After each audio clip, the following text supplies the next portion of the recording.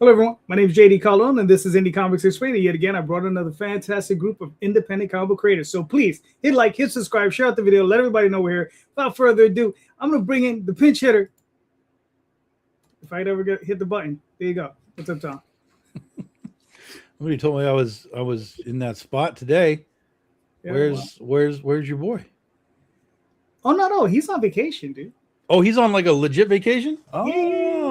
Okay. He told me he was not gonna be around for at least 3 weeks. Oh, geez. All right. Yeah. All last week he was at a show. Yeah. This week I believe he's on vacation. Yeah. Okay. Yeah. I'm like good for you. All right. Yeah. All right. Sure. Yeah. Sure. All right. But the rest of us have to work. It's fine. That's it. That's what it is. I mean, at least you got a lake. I'm in New York, so we have heat. Yeah. It was hot. It was hot. Yeah. Anyway, so what's up, Mr. Coco? Yeah, I like the way that lines up right behind you, Marcus, because it's like you got double horns. Yes. But I am Marcus McNeal, editor-in-chief of Odyssey Comics, here to join as your resident co-host for the evening. So excited to get into it. All right, cool. Randy? Oh, hello there. Hey, everybody. Randy Zimmerman. Been doing independent comics for decades. So Arrow Comics, Caliber, Antarctic. It's mostly Arrow Comics, though. Right now I'm working on the Atlantean, which I'm writing, the sword and sorcery adventures of Cull and Brule as they travel the land. I'm in the middle, well, not in the middle. I'm just finishing up writing the 5th issue of this. The first 4 are available anywhere where you can get paperback books. And we do our campaigning through fundmycomic.com, and which we plan on funding for number 5 there towards the within the next couple of months. As soon as the issue's done, we'll do the campaign for it. Looking forward to it. All right. Be a lot of fun. Good stuff, too. I enjoy it. Thank you. So, hey guys, how's it going? It's going good. Please introduce yourself. I am James Burton. I'm one of the creators in Scatter Comics, and I am the creator of Damage Incorporated as well as the Battle of Nut. Cool. Dan, what's up, brother? How you doing? Dan Sehn, publisher of Argo Comics and our Thunder Zone imprint. Have the GWP Kickstarter active right now. Have Earthfall in pre-launch. Clickbait in pre-launch. If you go to my Facebook and Kickstarter profiles, you'll be able to check out all those projects. All right, cool.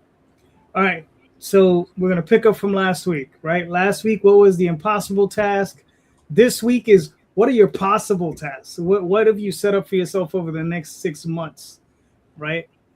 So, last man in, first man up, I think that was Dan. So you're up, Dan. What are the things you have set up for yourself in indie publishing that you're going to be doing over the course of the next 6 months? What are you looking forward to? Well, I think as Rosario said a couple episodes ago when I was watching, was the fact that I got to just get on a more regular schedule of promoting on social media and not feeling like I'm, full of myself for doing so. Whereas, we see all the posts because we're writing them, and sometimes you feel like people might be getting sick of you. But in actuality, we know due to the algorithm and everything, people probably aren't seeing most of these. So I got to just get on a more regular schedule with that. And also, I'm usually a little negligent with the mailing list type things. And quite recently, I was invited into this, it's called the ICCA, Indie Comics Creators Association. So it has kind of like a Comics Code seal. It's, I think, about 6 publishers right now with more to come. Mm-hmm. And that's going to be kind of like a shared mailing list that will be doing giveaways and contests and everything like that to promote it. And it'll kind of be a seal that, we're not saying those are the only good indie comics out there, but it's going to be a seal assuring you of certain level of quality, certain level of dependability and fulfillment, and creators with proven track records. So we'll be applying that label to our books, the ICCA label, and I categorize that as possible because it's in the process of being done right now. All right, cool. James, what are you up to? What am I up to? It's been a crazy year, dude. Almost a year ago, I would have said just walking across the room in that possible category. Right now, I am trying to do all the things that make me healthy and survive what's going on, manage my stress, manage my job, being a dad.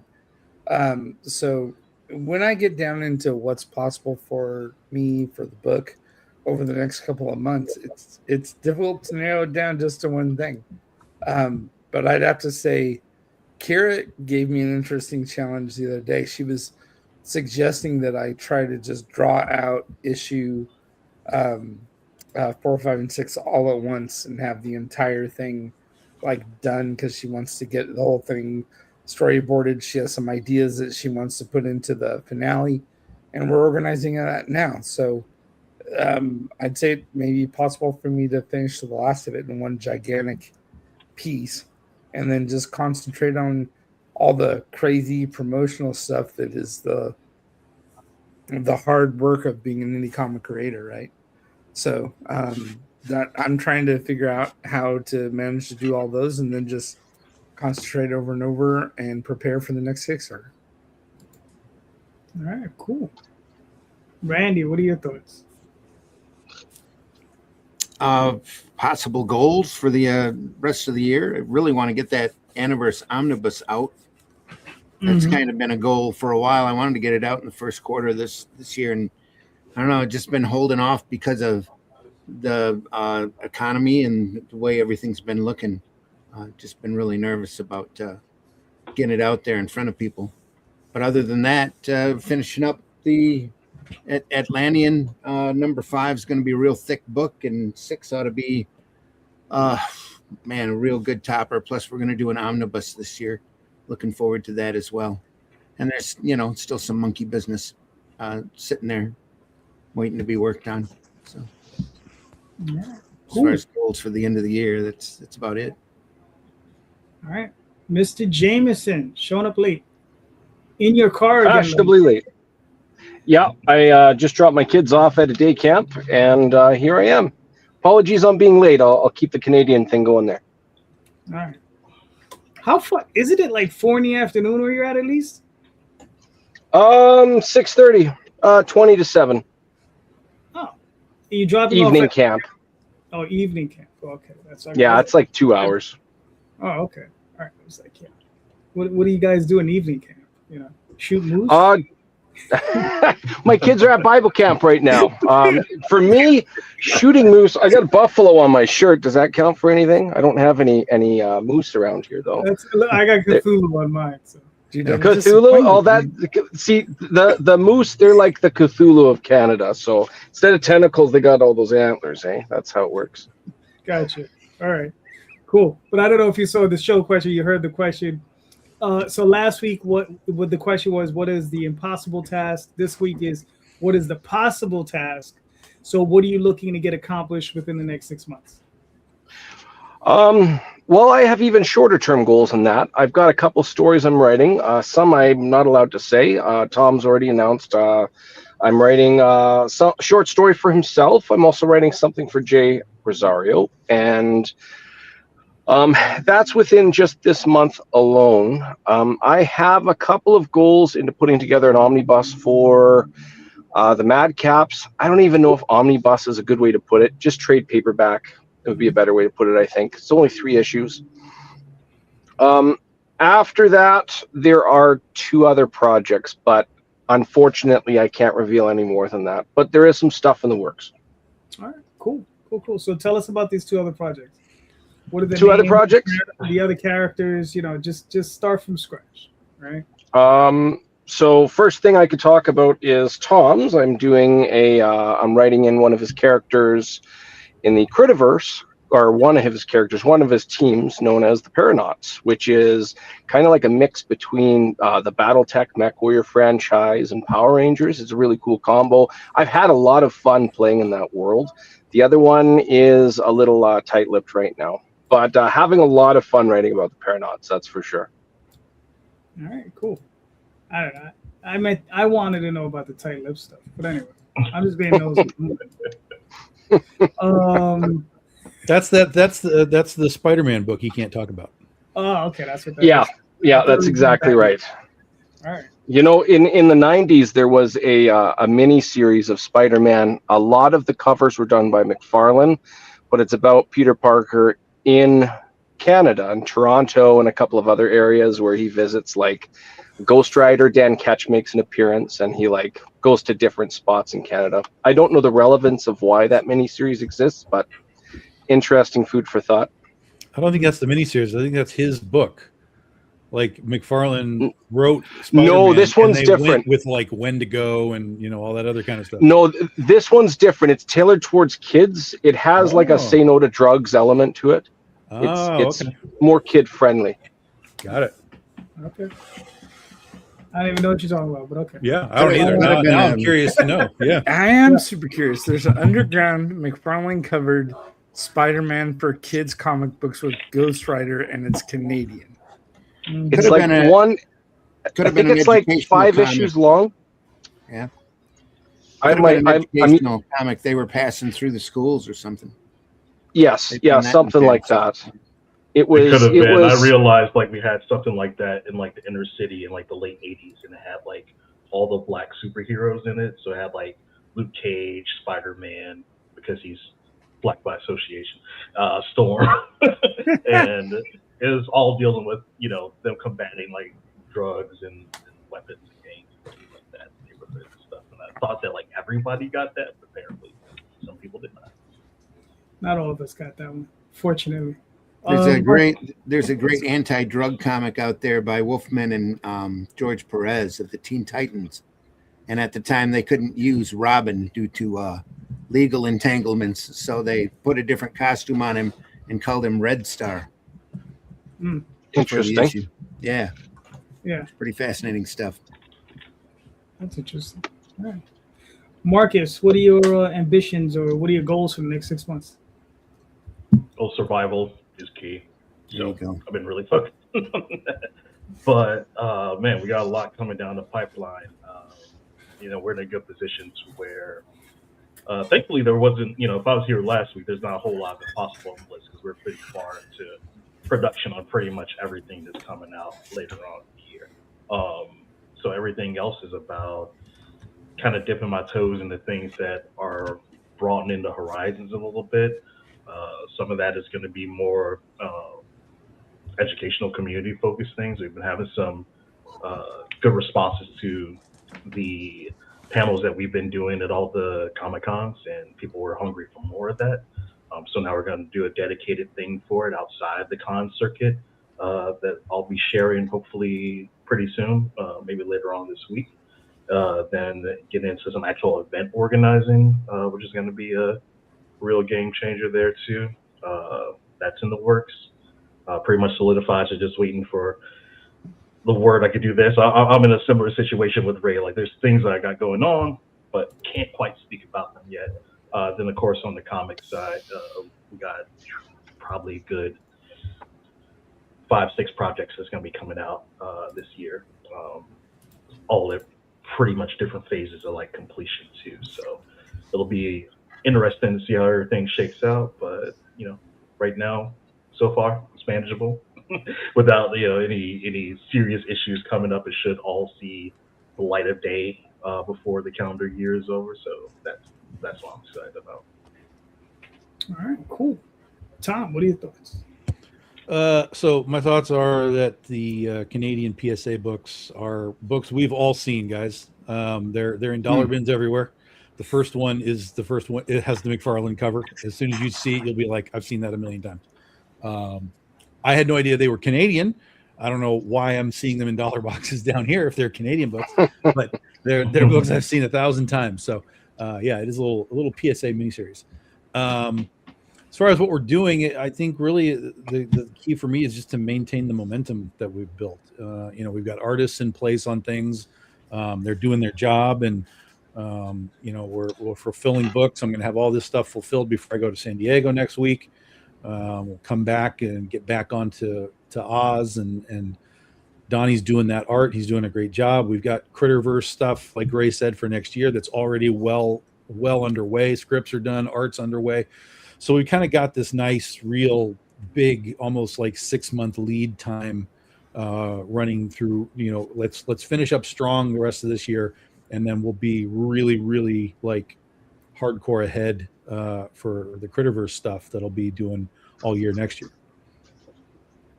Oh, cool. For myself, like all over the place. Just launched another Oswald. What is it? Dreamweavers is out there. Magi's Grace 4 will be coming out, and probably maybe a trade by the end of the year. Should be cool.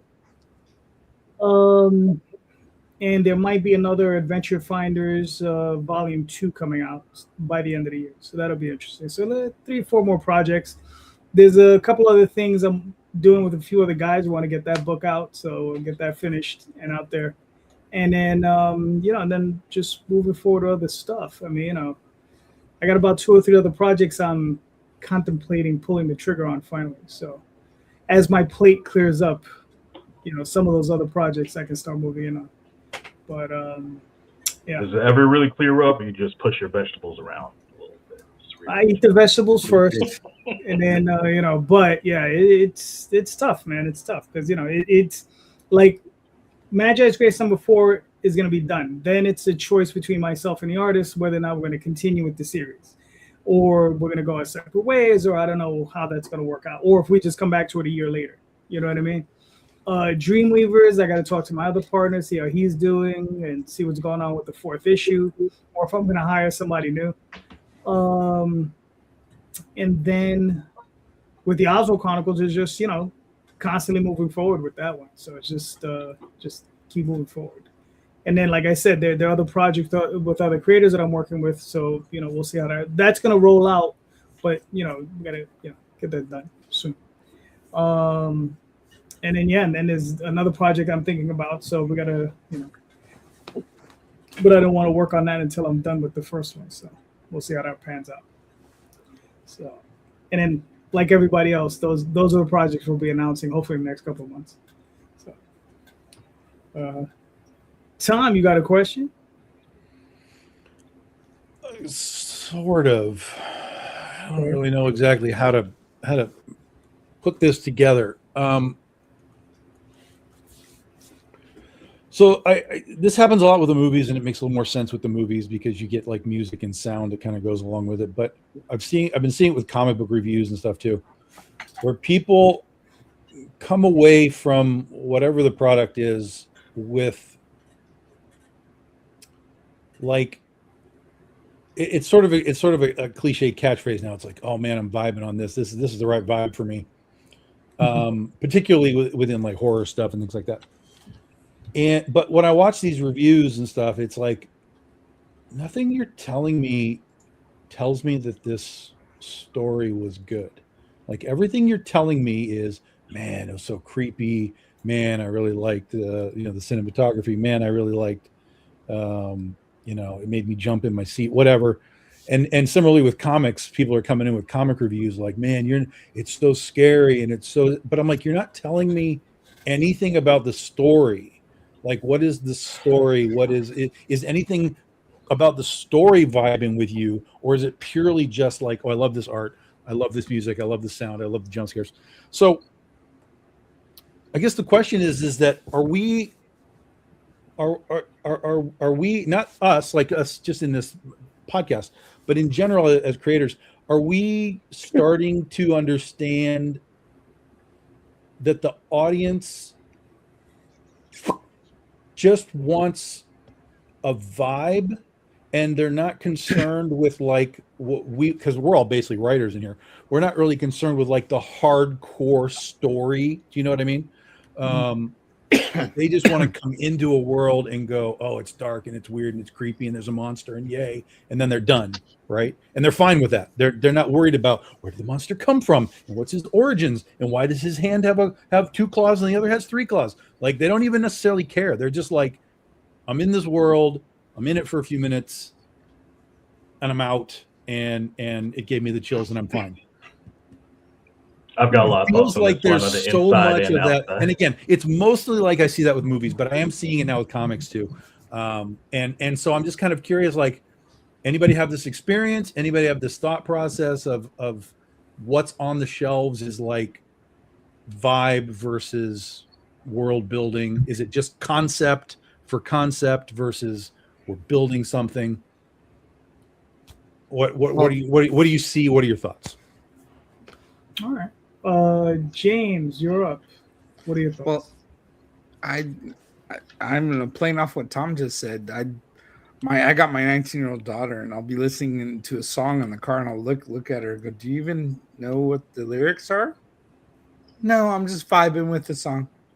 Like, and the lyrics were like quite graphic, and I'm a little alerted that my 19-year-old daughter is singing a song about shaking her booty, but it's really for her is just about certain elements of it that she's enjoying, and she's not paying close attention to the details. Now, taking that metaphor, audiences for entertainment have been kind of stuck in that for decades. I mean, there are moments where something clicks beyond that superficial connection, but like vibing with something that's just nomenclature. Like, yeah, they're liking it. Yeah, it means they like it. But like you said, what are they liking? Are they liking the details? Are they liking the immersion? Are they liking the reasons behind it? Well, maybe they aren't. But they're liking it very much on the surface. And unfortunately, that kind of spells out the way things are just going with audiences in general. There's always the hardcore guys. They get more into it. They notice the shade of red on Superman's cape being different than the shade it was 3 issues ago, and that it means he's got a darker attitude or whatever the metaphor ends up being. But there's also ones who don't notice it. Like I did a basically it's a print of an image, and for me it's got all these metaphors about this flower getting off light and all this other stuff. But you know, when I showed it to my daughter, she says, "Oh, what a pretty flower," and just, you know, reacted and moved on.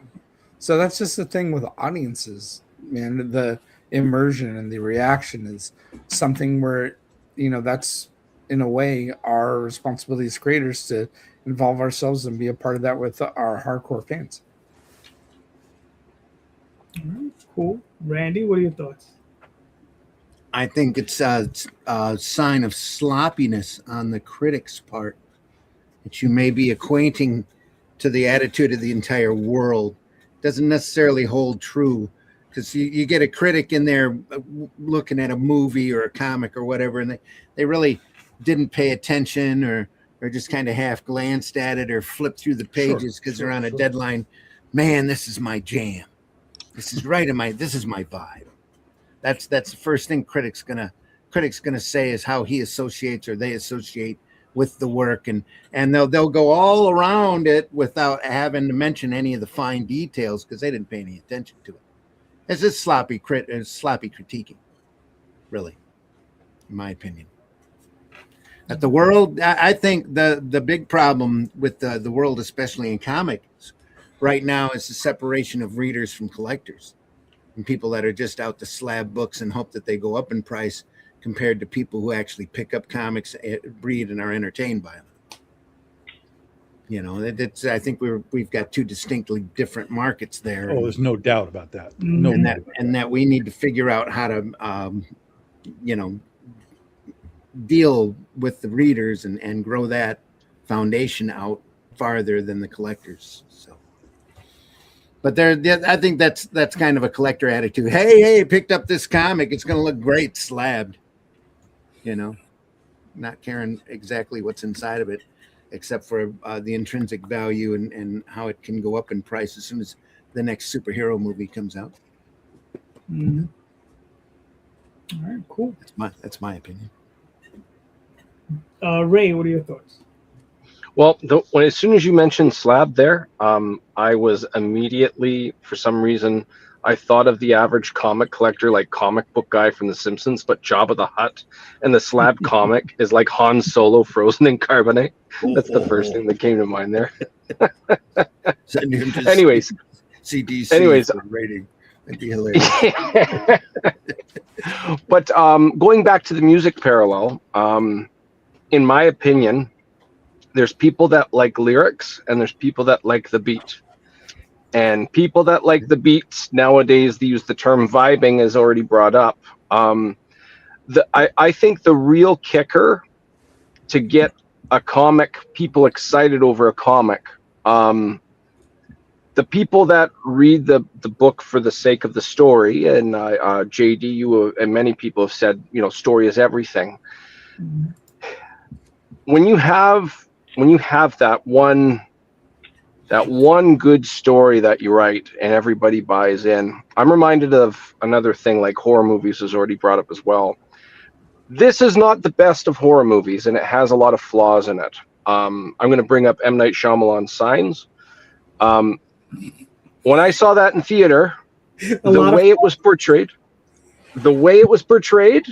you're caught up in it. So that scene where the one is seen on the footage and it crosses the alleyway, despite all its flaws, it hits you. Like, you just remember that scene and it hits. And for me, the question is, for people that like the art should somehow reflect the story.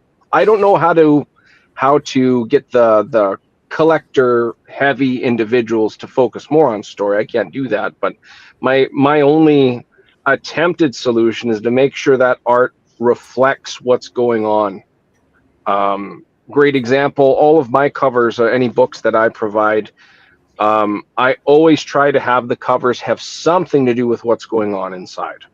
And that way you're actually like, you're focusing more on the lines and the colors. And don't get me wrong, those things are totally awesome, but it should feel more than a collection. It should feel, I want to know what's happening next. I don't really know the answer, but that's kind of my rambling thoughts on the topic, I guess. Cool. Dan, what are your thoughts? Yeah, I'd have to say that there is a priority on concept and vibe over execution. I don't think it's rocket scientist. If I was just like saying, okay, just go for sales and what people are like vibing on, then all I got to do really is get like Dorothy from The Wizard of Oz, getting it on with Alice in Wonderland, with the threat of Cthulhu looming in the background. Don't forget vampires. I got a hit. Yeah, maybe some vampires. Wasn't that Alan Moore's book? Did he do that? All right. Well, Yeah, Lost Girls. You just described Lost Girls. Lost Red Girls. Girls. okay.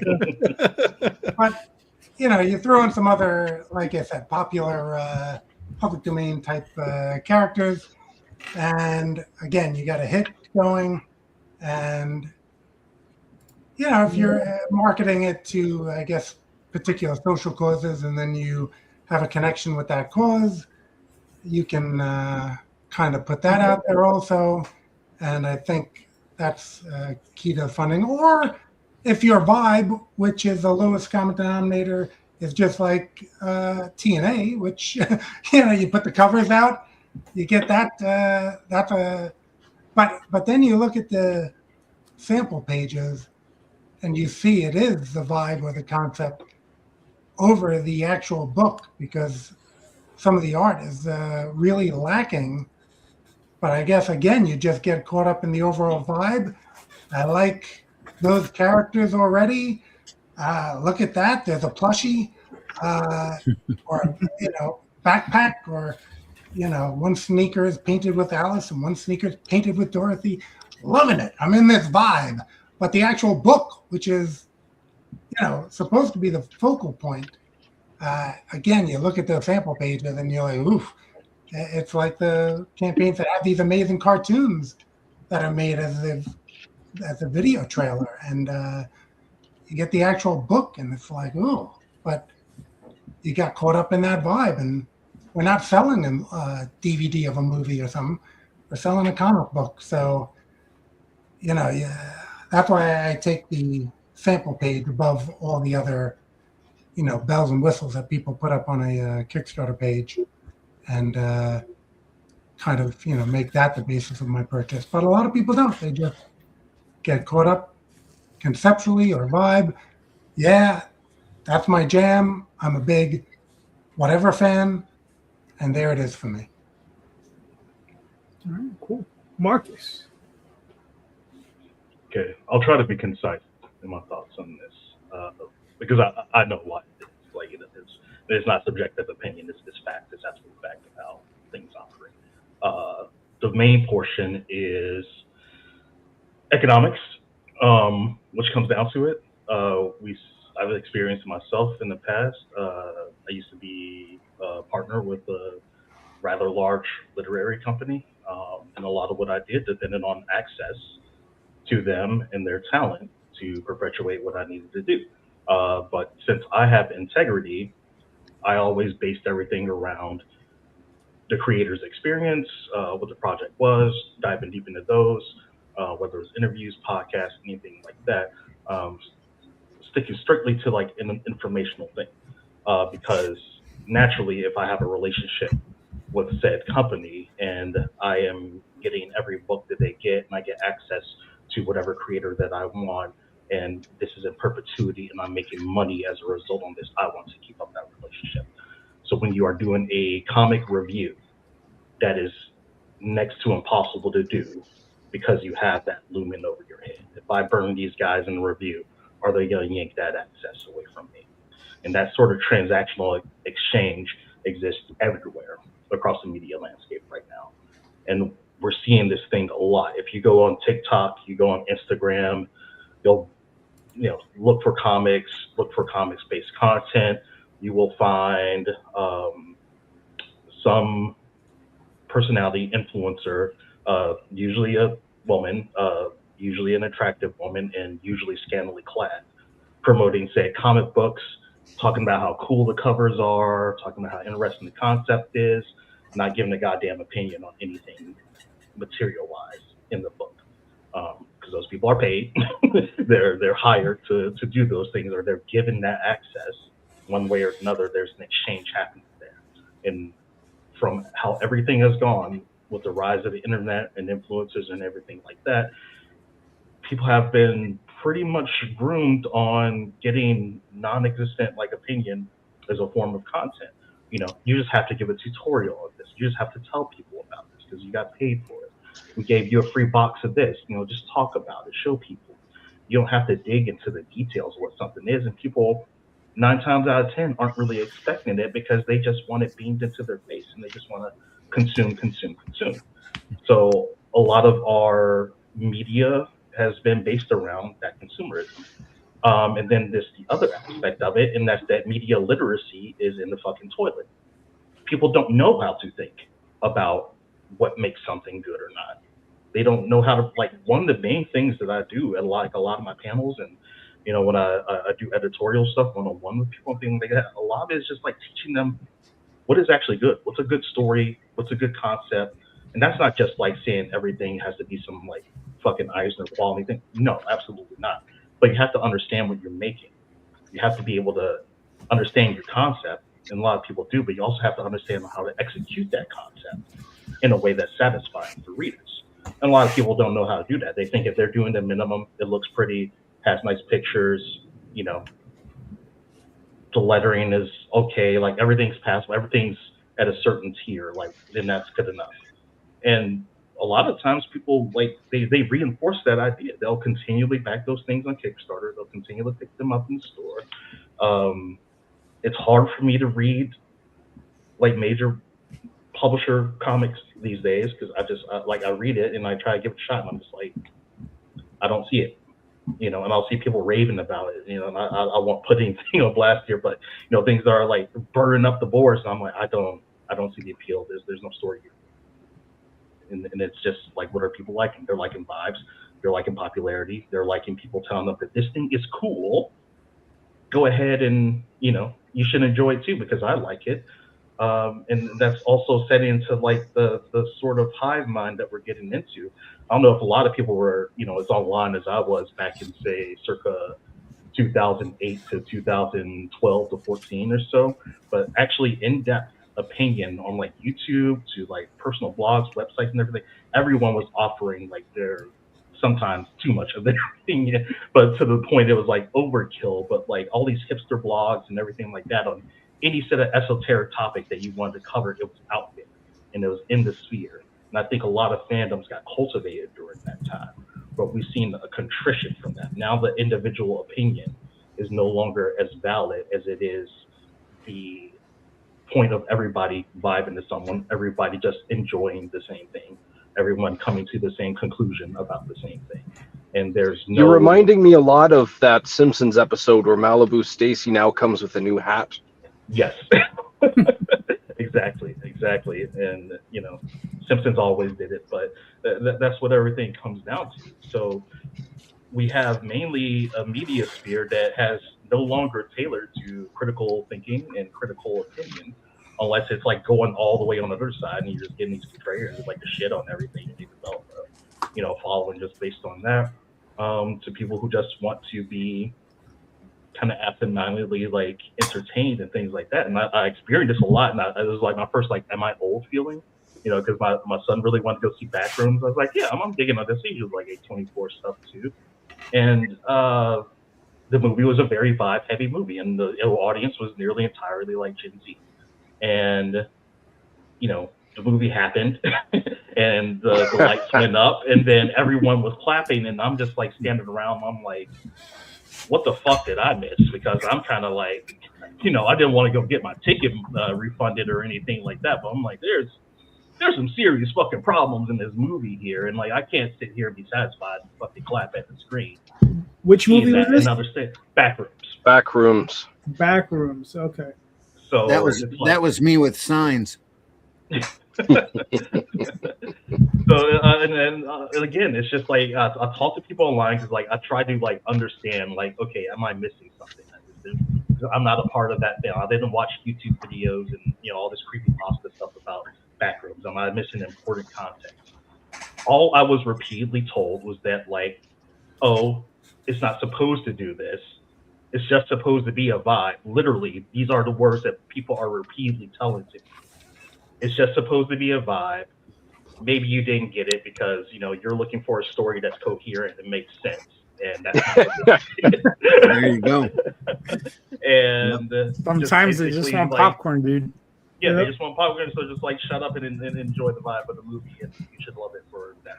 Bought a $40 bag of popcorn and it came with a free half movie. Yes. Yeah. Yeah, well, we're from the generation that as we were kids, they had the movie like Speed. Speed was not really an elaborately written movie. No. Yeah, it's kind of the same thing repeating itself over and over. I'm sure if you talk to somebody who grew up with movies in the 40s, they would say the same thing, that all of our media, for the same reason, because media literacy definitely plays a part, that our own media literacy drives us to like movies like Speed. Well, it's like at the same time, the Speed wasn't presenting itself to be something else. And then this is where the context of what's being created, like I was talking about, matters. You saw the advertisement or trailers for Speed. It's like, this fucking bus can't slow down. It's gonna blow up if it can't stop. Like, what you're getting into. This is not. It didn't hide that it was popcorn. Yeah. Right. Now, when A24 is marketing this, and they're known for, I hate saying like elevated horror, but that's the thing. And that's what they're known for. And they're supposed to be thinking man's films, in a certain regard, or at least have like a certain level of like that really auteur touch to them. And they're getting you excellent actors and, like the set dressing, like the direction, like everything, like beautiful, great, fantastic. But then they're not giving you they're not giving you the content that is associated with that. So they are feeding you like a Scorsese horror film or something like that, and you are getting like a Chroma film. Mm-hmm. There's a false advertising. Yeah, it's false advertisement. It's not because like they're trying to pull the wool over your eyes. Like it's again who they're making these films for, how they're meant to be digested, and like I think the director was like 20 years old or something like that. So he's very young, and he's very much of like the generation that he's producing stuff for. So likely he himself, he's not seeing those things from the script because his understanding of media is like it just has to be cool. It has to do these things. It has to touch on these points. It has to be kind of spooky and scary. And if I do all those things, then people are going to love the movie. And by and large, you know, if that's what he thought, he was absolutely correct. And he made a shitload of money in the process. So, like, that's not to keep dumping on the film or anything like that, but it's like the perfect example of what Tom is touching on, where it's like I'm watching reviews about it. I'm talking to real people online about it. I'm looking to find what I think might be the holes in my own understanding just to be met with, you know, I should be placated by something because it's cool and shiny. It's a thing that everybody likes. So, like, stop talking about it. Carry on. All right. I think I'm done from there. Right. That's fair enough. You know, it's funny to spin off of what you said, right? I just finished reading a book. And it's a European book. It's called Druna, right, by Superior. I can never pronounce the guy's name, right? Beautiful book. Right? I've seen it for years in heavy metal, and it features this beautiful, voluptuous woman, right? And, you know, in various states of undress, right? And that's all the book is about. You know, I don't care. You could tell me there's a story in there. I read all 650 pages. I'm like, no, it's just about her moving from point A to point B. And maybe they started with the story, but I'm telling you, somewhere in the middle, it was just getting her from point A, getting her from one state of undress to undressed to having sex, and then getting her back to being in some state of dress to undress to having sex, and then moving on. That's all it was. 600 pages, you said. 600 pages, beautifully illustrated. Beautifully illustrated. Is True that heavy the metal, Milo man. Manara stuff? No, it's not Milo Manara. The guy's name is Superior. Is like Seppier, something. I don't know how to pronounce his name. But like I said, beautifully illustrated. Listen, it was worth looking at her ass for 600 pages. I'm going to tell you right now. It was 600 pages of beautiful ass. So you're vibing. You're vibing. That's just it. It was jam. the vibe. That's all it was. It was all about the vibe. There's a story. Something else was vibing, I bet. Well, hey, you know. Well, a pinup book doesn't have a plot, so, you know. No. It's not a pinup book. I know that. I'm just saying, though, Yeah. you can enjoy a pinup book with no plot. Right. So, But I mean, in that respect, Image lived off of that for years. facts. Just ask Todd McFarlane. He'll tell you, well, I just throw the pages in the air. However they land, that's how they land. That's the story. That's it. So yeah, I mean, it was very, very strange, right? So that, like, you know, in reading the book, because it's 600 pages, and I'm like, you know, this dude put in a lot of work. There's a story in there about, you know, an alien spaceship and how everybody's plugged into like this new form of life, and how the computer's trying to save all the humans by extracting their brains and putting them into new bodies and all this high-minded stuff. But in the meantime, we're going to show you some sex. We're going to show you this chick's butt. So I think it was just to distract you from what was really going on. It was just, I don't know. It was painfully entertaining. What an interesting combination of words. Painfully entertaining. See, that is a quote on the back of the book. This book Painfully is painfully entertaining. My pants will never be the same. Let me tell you, and I don't think this has anything to do with Tom's point. I just wanted to point out that I think, going to Tom's question, I think one of the issues is that I think nobody wants to make an enemy of anyone anymore, right? So nobody wants to insult anybody, right? Unless they can do it anonymously. Right. Exactly. That's different. Right? You know, we have people that come into chat all the time and, you know, want to say stupid shit, but it's all anonymous. Like, I don't know who you are, right? So I'm not going to put your shit up on the screen. So, but, and I get it. You know, you don't want to hurt anybody's feelings, but, you know, people have to understand there's a difference between a critical review, right? You could also do a friendly review, just a regular review, say, like, I liked it, didn't like it, whatever, and just move on. Right. But if you're going to say you didn't like it, people are going to ask you why you didn't like it, what was wrong with it, blah, blah, blah. And, you know, listen, I could sit back and say, I don't like Teletubbies. Remember that whole nonsense, right? Teletubbies. Who the fuck like Teletubbies? 4-year-olds like Teletubbies. And God bless them for it. Because that's what it's made for. Yeah, All depends on how good your drugs are, though. It's part of the thing. It's part of the answer is, you know, we all of us can look back at things that we sort of watched, experienced, read in like the 70s and 80s. And we all know that when you're a kid, you're vibing more than you're paying attention to anything.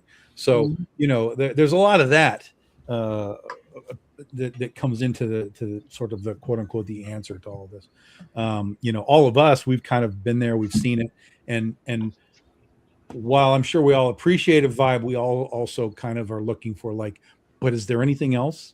Or are we just here for the picture, right? And if we understand that we're only here for the picture, we understand. That's the context. You're here for the thrill, the picture. There's not a lot of depth here. Enjoy it. Okay, got it. But image count. There's so much stuff that's just like, I look at it and I'm like, this looks devoid of anything but the picture. And so that's where I start to struggle with a lot of things. And I'm like, are we just throwing concepts out just to see what something might vibe on, you know, in order to get a hit, whether it's a movie or a comic or whatever. And I got a reflection on that. Yeah. What do you got, Ray? What do you got, Ray? Okay. What I'll say is there's been a generational issue there.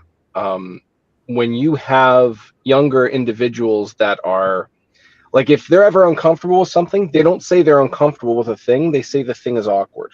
They never explain how they're related to that conflict kind of thing, which I think is an undertone to what we're talking about. But also, if younger generations know they're not going to be challenged up front, it's a double-edged sword, because when you get critiqued harshly, you refine yourself, you thicken your skin, and you move on. There's good to that. On the flip side, if you know you're not going to get that, you can throw something out. Nobody's going to say it's bad. You might not make sales, but nobody's going to say it's bad. And I think that's kind of a really heavy reflection of what we're talking about, because the older generations in this craft aren't dealing with this as much, I guess, as I don't know if that's a good way to put it, but I think you guys know what I'm trying to say there. That makes sense, but I just wanted to point out it takes some dedication in her work to make 700 pages of space ass. Oh yeah, and let me tell you, that's a lot. But that's from a different generation. That's from, I don't care. I'm going to do this, and I think it's awesome, and that's all that matters. We're going to go, and here we are.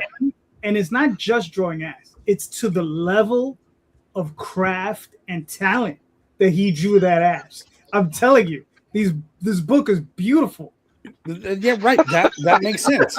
Well, like Randy said, that's, the whole thing Image Comics was based on. Well, if you really like space ass, your story may not be complicated, but man, like if you do it really, really well, it's a whole thing about, a guy who does one thing really, really well. He draws space ass. That's the thing. And is really good with a circle template. Yeah. I mean, let me tell you though, it's I joke about it, but there is a plot, there is but I'm just telling you, it is just so overcome by this other aspect of it. You know what I mean? So yeah. Anyway, Tom, you got any more? Back to Tom's point though, I caught the grandkids. And sorry, I know I'm going to sound like the old codger curmudgeon that I am, but I caught the grandkids watching YouTube. All they were doing was watching somebody playing a video game. Mm. I'm like, Get the okay, reactions. Yeah. what's the plot of the game? They couldn't tell me. They just sat there and watched this dude running through this room. That's Again, part of what I think, again, the Where's answer the is plot?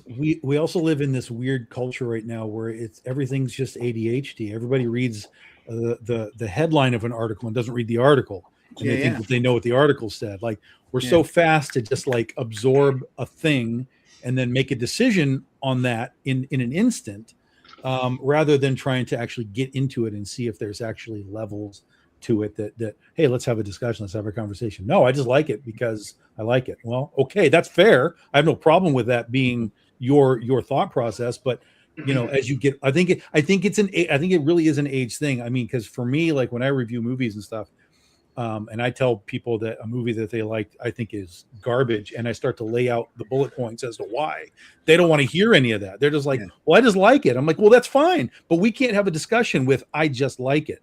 I want to have a discussion about what you liked, what I didn't like. Let's compare, let's contrast. It doesn't mean either of us is right or wrong, but let's have that back and forth. Let's have a little Hash fun it out. with it.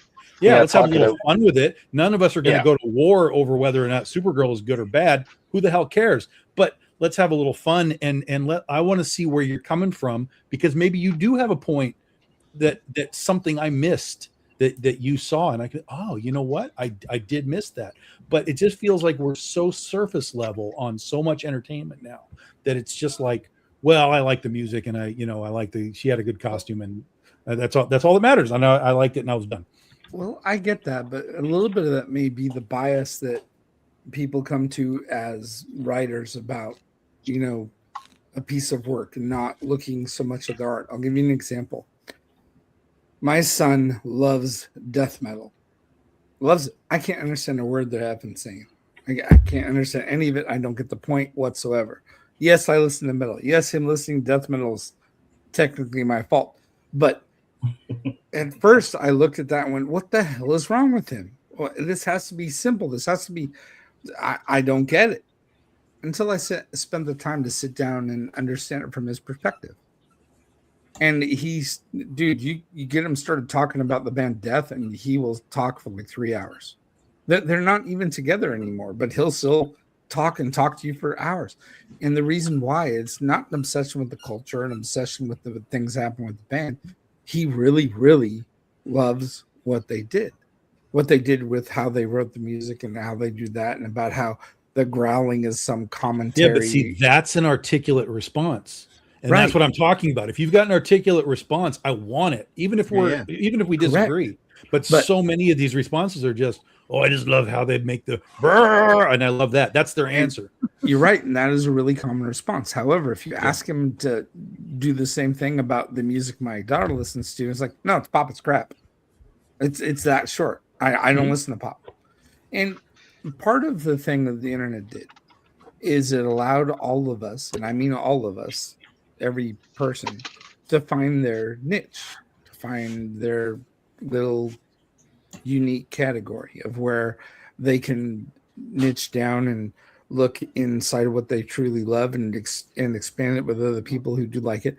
And as a result, they don't really expand their minds beyond it to other categories. Right. Like there are musicians that will talk about how they love what they make and about how they totally enjoy this other genre.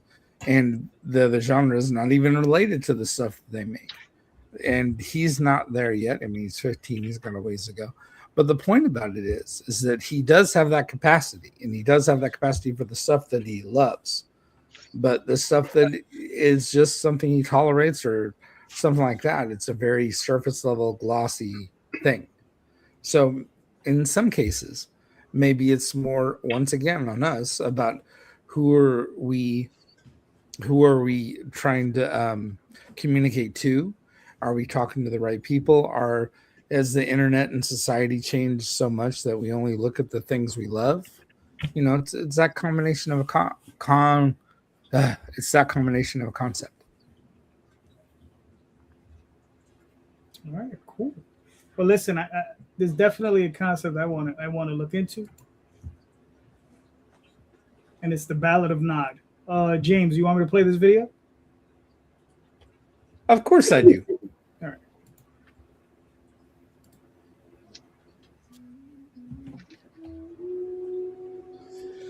Alrighty, ladies and gentlemen, it is time for some Paladin Not. We are returning here. We are up with issue number 3. Where the story takes a turn. Life takes a turn. In our story, Faye has managed to go from the place where she is the scared little girl. She is the person and creature filled with fear that is attracted to all these nightmares from the dream world. The only thing protecting her was Patches. He's been drug away, drug into the darkness. But now is the moment we've all been waiting for. Now is the moment where she finds Patches. She gets to face the demon that took the one thing that she felt safe with. But you want to know what? She's got friends with her, and they get involved. And you know what? Life is not as simple as we'd all like it to be. Now, everybody who has had the courage to go ahead and back us before, please go ahead and take a look at the following video and do so. And everybody else who hasn't done it before, take a moment to look at the videos that comes up, because I want to share this story. I want to get it out to people who are afraid of the darkness. I want to get it out to everybody who needs to hear the words. Never underestimate a girl and her teddy bear.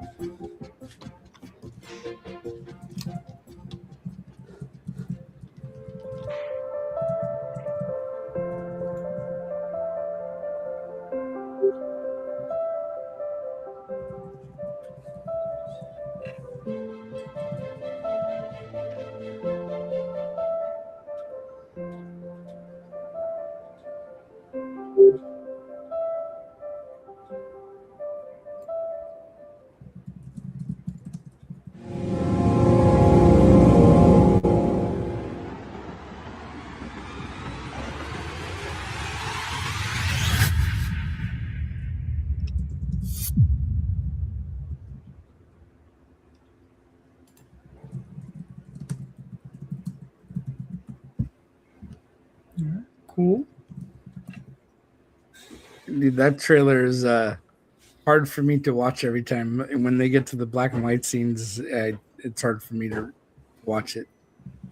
Even drawing it was hard. It reminds me of a lot of things. All right, cool. Well, James, tell us what the story's about, and what are the things you're coming across when you see that stuff.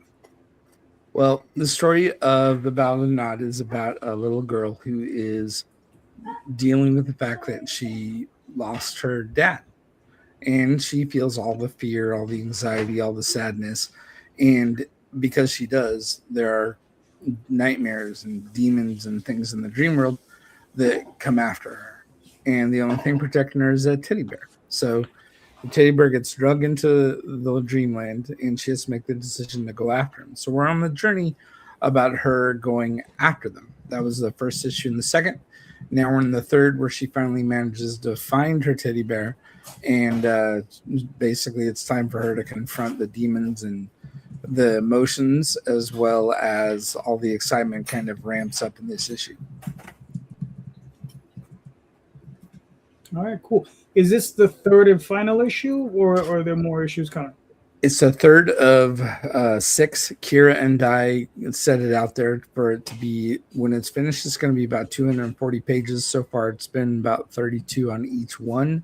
So we're about halfway through the story, to the point where certain things are going to escalate. She's got some friends she found in the dream world, a giant dream jaguar cat named Misago, and a hamster that she accidentally brought with her.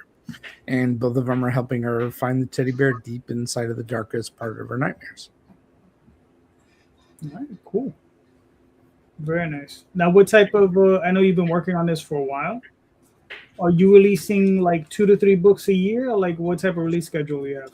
Well, unfortunately, I tried to do 3 books a year was my original goal. However, last year, that got derailed quite a bit. Unfortunately, there were some health aspects that kind of made it so that I wasn't able to get more than the first 2 out. This year, I'm taking it slightly slower, and I'm getting. My goal is this year to get 2 more of them out and not try to push it.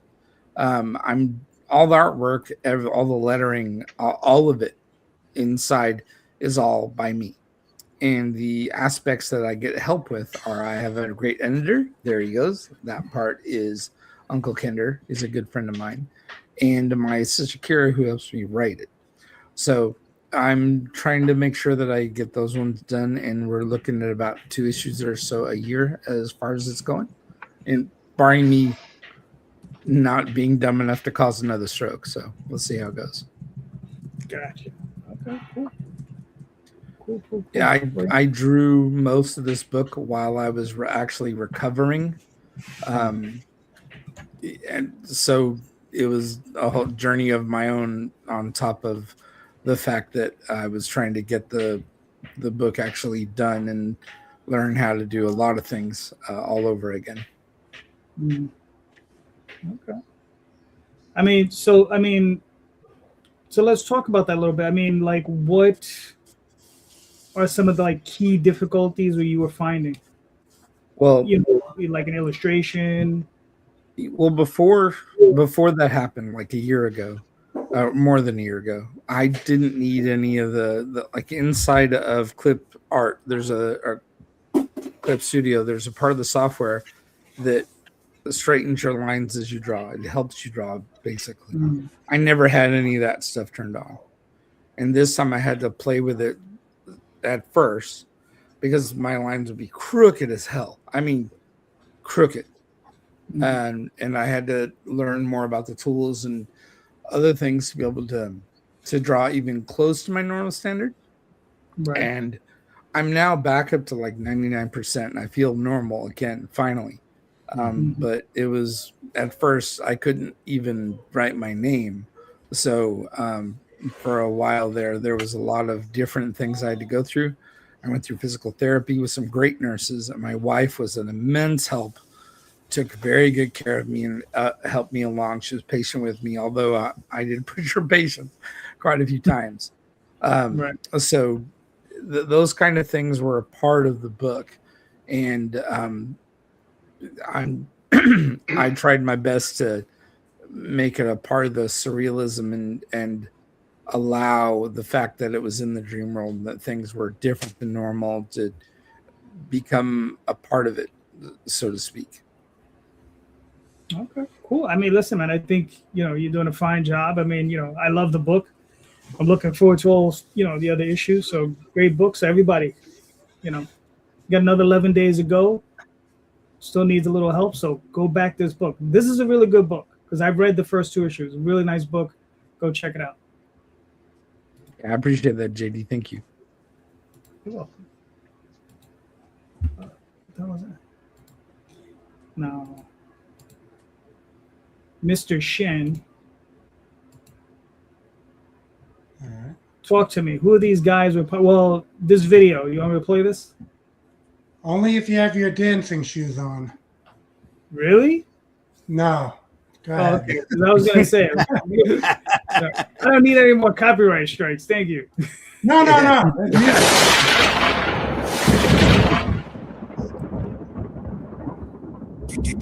New York's been quiet, too quiet.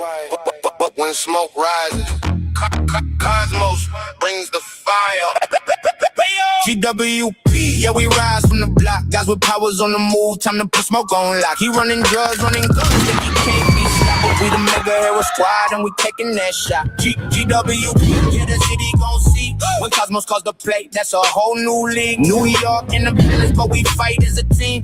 Guys with powers, baby, welcome to the regime. Cosmos in the sky, that's hell on the lead. Cosmic energy crackling like a star gon' free. He the brain, he the plan, he the calm in the heat. When the city's on the line, he the one you wanna meet. Jazz, take the sellers, yeah, she burning like a nova. Radioactive girl, burn the block into a supernova. She flying through the night with that that isotope glow. If you're dealing in the shadow, she gon' let that fire flow. Low phase in the cut, tear shifting through the planes. Multi-dimensional mind, chaos energy in his veins. Weapons disappear, nah, they ain't coming back. He drop them in the void like a one-way track. The Manico on the bias, yeah, he built like a tank. Skin tough like amber strength, heavy like a bank. You can shoot, you can swing, you can pray, you can run. But he's standing in the doorway like I'm not the one. Then the twins hit the scene, Trey and Shamika. Turbo twins moving fast like a double feature. 5 feet apart, nah, that's when they lose it. But side by side, they unstoppable bruisers. Flip kick combo, 2-person flow. Second gen heroes with a legacy to show. Buyers, sellers, villains, everybody getting checked. When the walkers hit the block, that's respect. GW, yeah, we rise from the block. Guys with powers on the move, time to put smoke on. Like he running drugs, running guns, think he can't be stopped. But we the mega hero squad and we picking that shot. GW, yeah, that's it, he gon' see. When Cosmos calls the play, that's a whole new league. New York in the palace, but we fight as a team. Guys with powers, baby, welcome to the regime. Yeah. That's cool.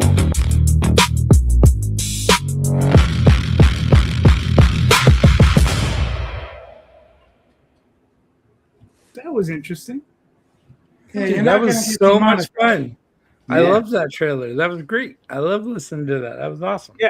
I'm definitely going to get a copyright strike because there's going to be some dude who's going to pop up and say, well, it had the word New York in it. There you go. Yeah. You know? Yeah. Worth That's the risk. Right. It says, it said guys, bastards. They got to go fight them. So, Yeah, but the lyrics do describe the characters actually. So no, they do. I mean, yeah, that's Yeah. what I found entertaining about it. Because at first I was like, what is Dan doing? And then I was like, oh, it actually ties in with the book. It's not some random rap thing. Yeah, dude, I liked it. That was good. Wow, thanks. I appreciate that. Yeah, that was a good sell. Mhm. Love it. Yeah. Yeah, and that's our covers there, and that's the interior artist as well. Mhm. Ron Charles Williams, Tio Pinheiro doing the colors. And I have Ray McKay doing the, I guess in comics they call it script, but it's dialogue. So it wasn't like the script of the story. And dude, Sean I gotta say that title is kind of interesting as well. Guys with GWP, guys with power. That's kind of clever. Yeah, I was watching a show that had SWV, Sisters with Voices, and kind of like, hey, that's. I'm surprised NWO isn't the thing that got me going in that direction, but it was SWV, and I was like, man, be cool to have a comic that has like some initials like that. All right, cool. So what is the story based on? What's going on in the series? All right. Well, you got a crime lord who's pretty much got a lot of resources, and he's kind of like has, I guess, villains faking superpowers due to technology to be heroes. He's kind of funding that. GWP has been, on his case for a while, tracking all this, and now they're making their move to stop him. But it kind of originates out of the fact that everyone who's involved in the book. Francisco Zamora is the letterer. That's the only one I had not mentioned there. It kind of stemmed out of the fact that I had a character from Malta, because that's half of my background, but I am also half Dominican. So I didn't have a character that was Dominican, and the character there in the red, white, and blue, that's pretty much the Dominican flag. Domenico, I brought him in to kind of represent that. And then the rest of it, that's why I asked if Rosario was going to be here, because for some reason in my mind, I have you, JD, as Queens and him as Brooklyn, but I could be off on that. No, that's pretty much it. Okay. Well, I mean, that's just currently where we live. Yeah. He lives in Brooklyn. I live in Queens, but I'm originally from Manhattan, partially Okay. from Brooklyn. I mean, from all over the place. Yeah, well, I mean, I was in Long Island, but my parents were from Greenpoint. So in my earlier years, went to Greenpoint to see my grandmother all the time. Then I had a best friend in Flatbush, and I would, go past Kings Plaza, hang out with him. Got into Bed-Stuy, and I'm like, man, this would be a good place for a comic. Just like at that point, it was a little rough and a little rough area. Oh yeah. But a lot of comics represent Manhattan. I didn't think anything really had like that. What I was seeing in Bed-Stuy. So I'm like, let me give this comic to people. I mean, half the comics are probably 80% of the comics in Manhattan are people who are not in Manhattan. But up until 4 years ago, being a lifelong New Yorker and visiting that area, I thought, let's take it out of Manhattan, put it in an area like that. And that's where the whole concept originated. But I like to think that it gives it a little more authenticity than you'd see from, some book randomly done from someone who isn't familiar with the area. How many issues is it, Dan? It's a 3-issue miniseries, and we have the same creative team. I mean, it's penciled, inked already, pretty much colored. That's how I brought in Ray McKay. I did some dialogue. I don't know if the rest of you have the same creative process, but I don't fully dialogue the stories.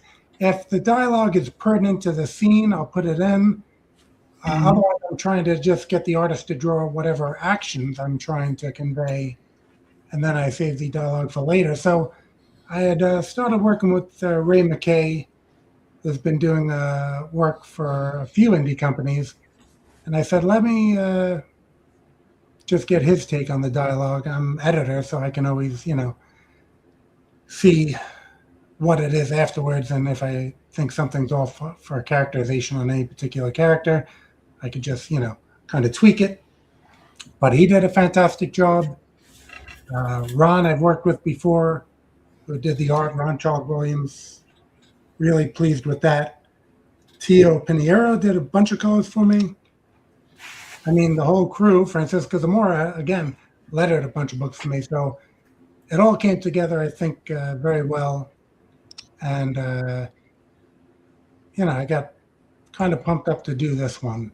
Because sometimes I'll do a few books on a Kickstarter, but I figured let me just try to present this very clearly to people, because I think it was well done, extremely strong conceptually and execution. All right, cool. So 3-issue limited series, what type of release schedule are you looking at? You're looking at twice a year, annual? Well, if I can get the second issue this year, that'll be good. I mean, as I said in my intro, I have this Earthfall, which was a crossover that I was just going to take part of, but then it became evident that no one really knew how to do a Kickstarter or anything. So I kind of took on more and more work on that, and now I have that in pre-launch.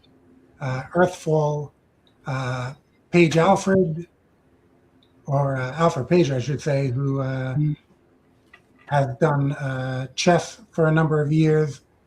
He kind of had the gestation of the story, but more creators came in. Nigel Flood came in with the Celtic Clan. There was a number of really solid creators who we brought in. Each kind of has their own chapter. So Earthfall, if you look up that on Kickstarter, that'll show up. And then I had another book, Clickbait, which I won't, go too far into that. But again, looking up Clickbait on Kickstarter will get you to that book. It is a little more, it's safe for work, but a little more spicy. And I said to myself, with these books that are kind of, not safe for work. What would I do on that occasion? Because I'd want it to have some substance and make some sense as to, why is everyone getting unclothed and everything like that. So, going to that Kickstarter page will give you that concept. So, to answer your question, roundabout way, it depends on when I can get these other Kickstarters Finished. Fulfilled, because I like to fulfill, or at least have it at the printer before I'm going to launch the next one. Right. And then, like I said, GWP, I really believe in it, and I don't want people to wait too long and lose interest. So I'll try to, keep things rolling and get to that one, number 2. All right, cool. Well, you got 23 days left. You're already funded, so you're well on your way. So yeah, good job. Very nice. No, I Dan, appreciate it. yeah, I mean, you always put out great books, so just keep up the good work. I appreciate that. All right, real quick, I got 2 campaigns running. I made the mistake of launching on Friday, and I didn't realize nobody was around, so my campaign got ignored. So this is the Oswald Chronicles. This is we were just passing through. This is number 1, and this is the book in color now, right? So I've released this book in black and white. I've put out a trade on it, and now this is it in color. And the colors are done by David Montoya, who worked over at Milestone Comics, and he also worked over at Broadway Comics with Jim Shooter for a while. And he's just getting back into the business, and I've been working with him for a couple of years. We've been friends forever. And so the first issue is in color, so it's out. I'm running a very short campaign, 17 days. I'm almost funded, but it was just a little weird. It didn't hit off the way my campaigns normally do. But I think it has a lot to do with the weekend and the fact that it is my 3rd bite at this apple. So, we'll see how this goes. But I'm pretty sure we'll fund and we'll just move forward. But would the 4th of July have anything to do with that as well? Yeah, I do think that the 4th of July, like me launching on Friday, which is, a couple of days before the 4th, everybody's away, everybody's doing business, family and stuff. So, I just think I got ignored. I screwed up my first day by doing that. Like I should have launched it on Monday, which is tomorrow. That's probably when I should have launched it. But live and learn. That's okay. I got another 15. I got another 15, 20 campaigns to go. And then what else? Real quick, I have Dreamweavers 1 through 3 currently up. This is already funded, and I have another 20 days to go. So, and this one will be running longer than the Oswald campaign. So, and this is issue 3. So, all right. So let's move on. Marcus, you got a question? Yes, sir. This is one that was on my mind quite a bit as I'm going into some stuff. I want to ask the panel today if you could add any skill to your creative repertoire, to your toolbox, if you will, what would that be? Yeah, interesting. Randy, you're up. Marketing. There you go. Yeah, That is, Randy, you took my answer. You took all my answers, right? That'd be it right there. Yep. Yeah. All right, that's fair. Mr. Ray, you're up. Putting marketing aside, specific skill sets, anything where I could do it myself. So that could be anything from like voice acting for trailers, for example, or I mean, being able to ink somebody's pencils or anything where I could put myself in, but also how to do that without spending more time or taking more time away from the 24 hours in a day. I don't know if I could be any more concise than that. If you had to narrow me down to one, I don't think network or marketing. I think networking. Also, I'm gonna say networking it because it bears repeating, but I also said like creative skill. Now, if you consider networking in marketing in really, really creative fields, we can go with those. But Gotcha. the question was posited specifically a creative skill. And So some people creative would skill? marketing is creative skill, so I can. So Ray, your answer should be listening. Creative listening, to be specific. Creative, not critical. Creative listening. I'm going to listen with my eyes instead of my ears. That'd be creative. Also, I mean, just to refine my answer then, something that I can be not just the writer. So inking, I gave that as an example. I gave an example of voice acting. Any of those things where I can put myself more into the product. I think that would be it. Okay. Dan, what are your thoughts? Well, marketing would have been my answer as well, but as a creative type of skill, I mean, I drew Argo 5 #1, and now I'm lettering Argo 5 #48, and I have drawn 0 issues since Argo 5 #1. So part of it is just the time of being writer, editor, do a good amount of lettering, art director, whatever these other jobs of marketing that I'm supposed to be doing.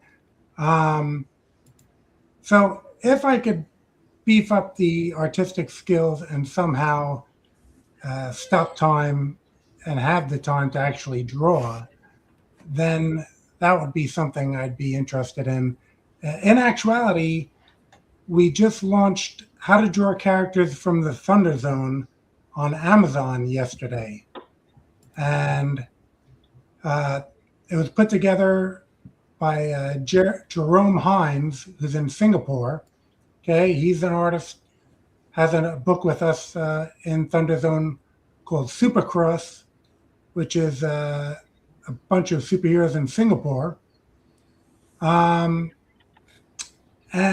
he put together, from, I guess, the last 6 years or so of Thunder Zone, this art book, because he was doing a lot of the promotional images and stuff.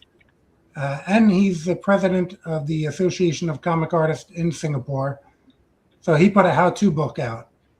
And in our stream yesterday of launching this, that's on the Madness Entertainment Network. He has a show about drawing comics, and he has a late night art attack on Friday. Saturday is his draw along. But for the launch of the book, I decided I would do one of these lessons and draw for the first time in like 5 years. So, and I'm sure that wasn't scary at all. Yeah, just live drawing, and I don't have a tablet, so there's no undo. I pointed the camera towards the drafting table and was drawing. Hopefully the viewership on that video is not that large so that no one sees it. No, obviously I want the book to sell. So, but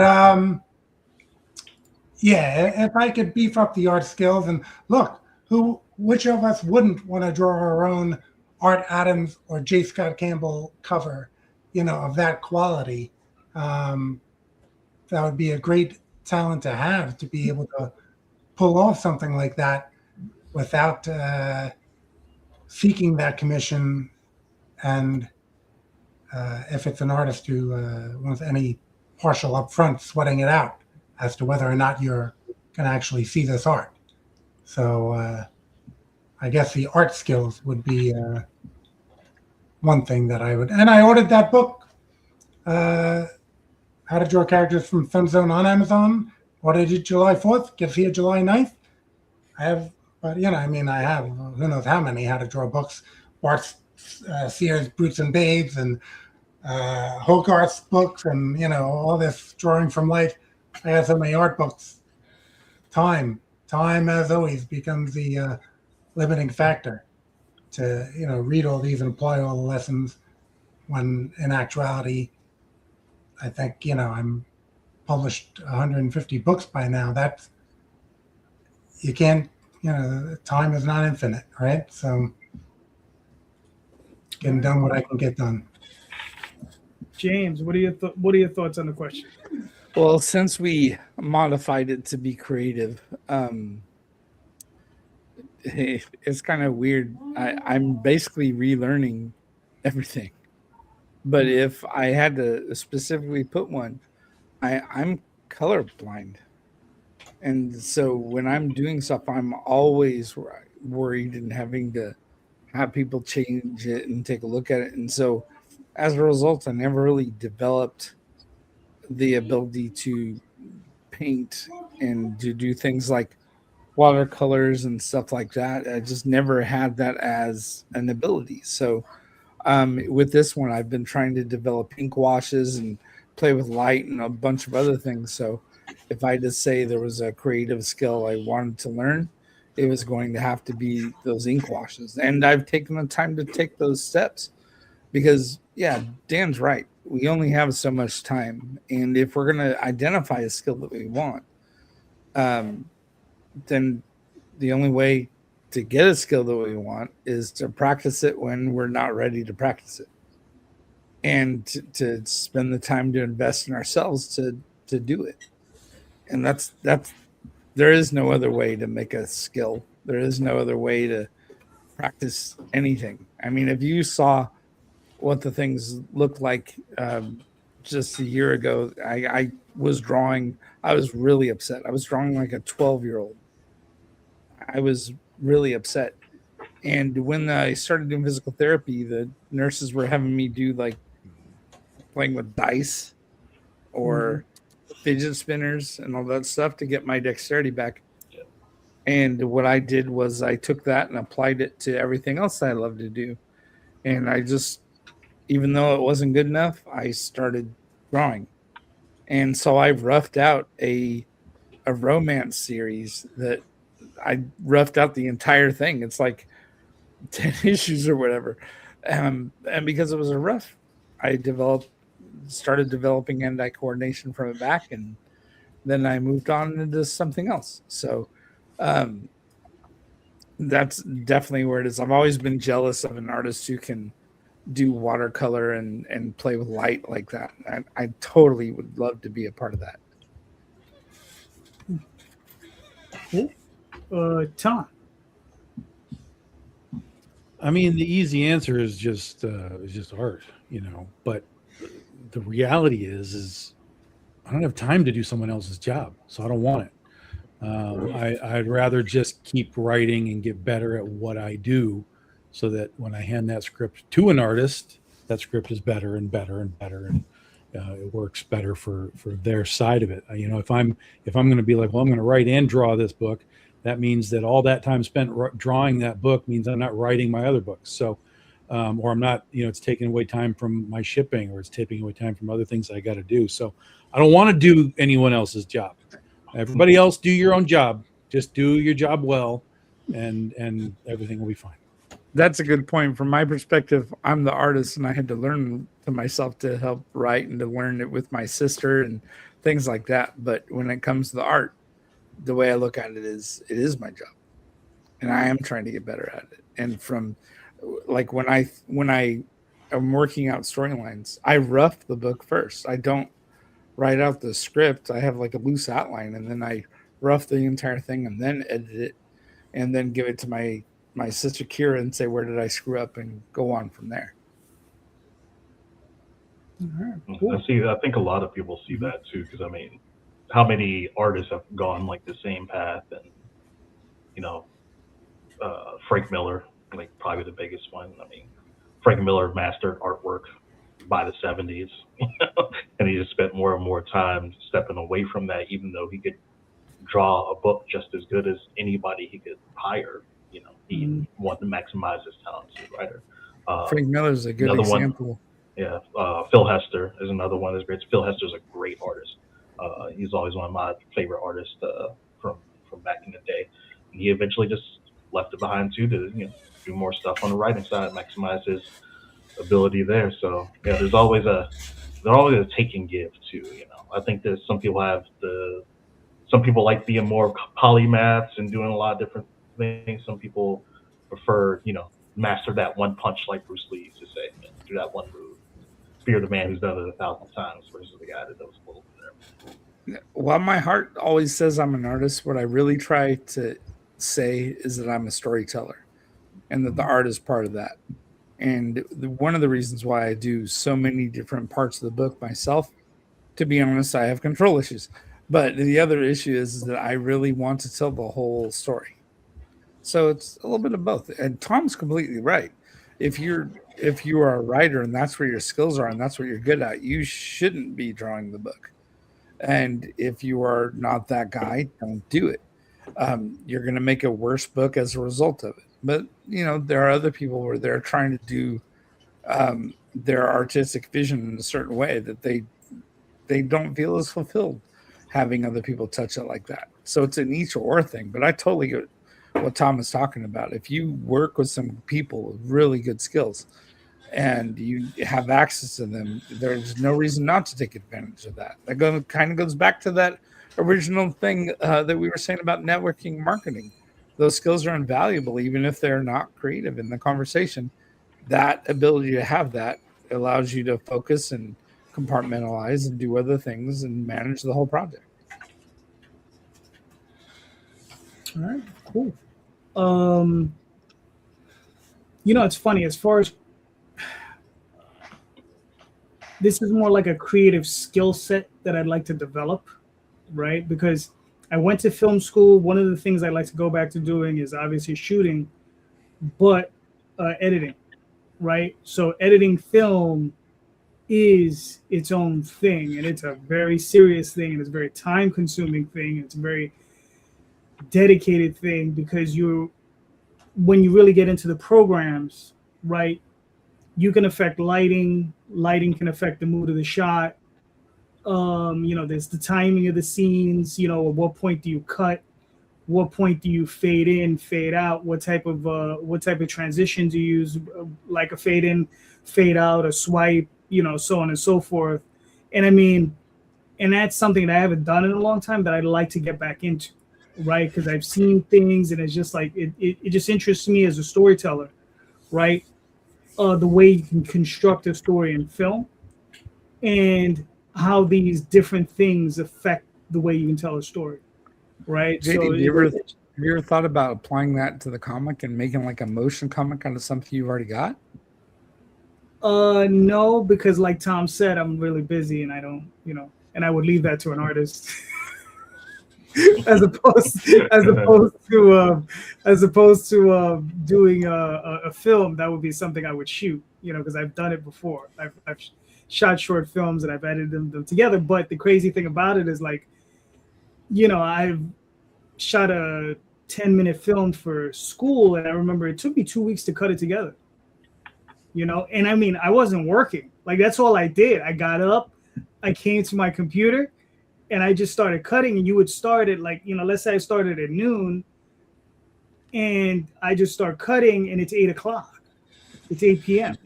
And then you're like, oh, let me go eat something. You come back, and then you work till like 2 a.m. again. And then there's this, and it's that over and over and over again. It's just really, really, really labor intensive when it comes down to that, especially when you're cutting audio in, right? And you're putting in Foley effects and you're doing all that stuff and trying to figure out the program on how to do special effects, right? So all that stuff factors in, and I would love to really get back into that, right? Because after I did that, before I did that, I was kind of gun shy trying to tackle certain programs. Like Photoshop scared me. Certain other types of programs just scared me. After I started doing that, no program scares me. I'm like, yeah, whatever, man. Just let me see it. I'll figure it out. Because after editing, when you're doing film, audio, music, and all this stuff piled on top of one another, you're like, oh, anything else, there's very little that's daunting, So, yeah. So that's something that I would like to take on creatively, but it's this part creative, but there's a lot of craft and there's a lot of skill involved in that. You know, and that's why most YouTubers have their own editorial teams, even if they're very competent at editorial themselves. Yeah. The amount of time it takes to keep the pipeline going. Exactly. Yeah. All right. So, Marcus, answer your own question. Well, I wasn't really even thinking about answering a question. It's your question. You got to answer. Like this, it's kind of a hard one for me because, like, I mean, like not to glaze myself or anything, but like I'm kind of a polymath when it comes to like the comic book stuff. So I'm a professional level line artist, professional level inker, I'm a professional level, letterer, cover artist, and I do all the graphic design and everything like that. I can't even say marketing because I'm starting to get like somewhat decent, like all that stuff too. But I run into, it's like I'm up against, kind of what Tom was talking about. Is like I've worn a lot of hats. I've worn all the hats that there is to wear, and that fucking sucks actually. It's not a great thing. So like actually, I think being overskilled in this business is actually a more difficult thing than lacking some things. Sometimes to get turned to other stuff, it gets hard to me actually. Like, okay, should I go to a letterer? Who should I get? Like, I'll like, oh, don't worry about it. I'll letter it. I'll knock it out. And then like I'm fucking crying in my room, because I got a graphic novel. I need to letter it. I'm trying to crunch it in and make time for it because one little hiccup in the schedule is all it takes. Doing the colors on something, that's a whole thing. And then now I'm like, okay, I was supposed to have the colors done a month ago and I haven't started them yet. Now I got to go and, well, I'm behind. I got to find somebody to come help me and do everything like that. So it's been a continual 5 years of biting off more than I can really chew. And if there's any creative skill that I need to learn, it's the skill of letting go and trusting others and, extending my things that way. And that's what I'm starting to do a bit more. I'm finding people that are, okay, I know they can put a book together. I picked up their stuff. I bought their stuff. I always support their Kickstarters. So I know if I turn a book over to them, like, hey, I need this formatted, need the copy on it. I got all that stuff ready to go. Here's all the logos and, information, everything you need put together for me.